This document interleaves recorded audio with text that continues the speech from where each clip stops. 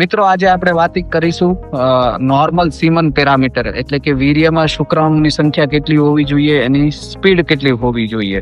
મિત્રો શુક્રાણુની સંખ્યા મોર દેન 10 million 10 million પર ml કરતા વધારે હોય તો એ સારું કહેવાય.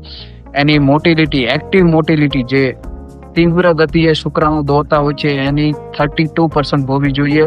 અને મોર્ફોલોજીની વાત કરીએ કે જેનો આકાર કેવું છે તો એ મોર દેન 4% એટલે 4% કરતા વધારે સારા હોય તો આ શુક્રાણુના જે પેરામીટર હોય, વીર્યના જે આ પેરામીટર્સ કહેવાય એ નોર્મલ પેરામીટર્સ કહેવાય. જે લોકોની શુક્રાણુની સંખ્યા 10 મિલિયન કરતા ઓછી હોય, ગતિ થોડી ઓછી હોય તો એ લોકોને આપણે ઇન્વેસ્ટિગેશન કરાવવું પડે કે રિપોર્ટ્સ કરાવવા પડે કે એમાં ક્યાં પ્રોબ્લેમ છે શુક્રાણુનો.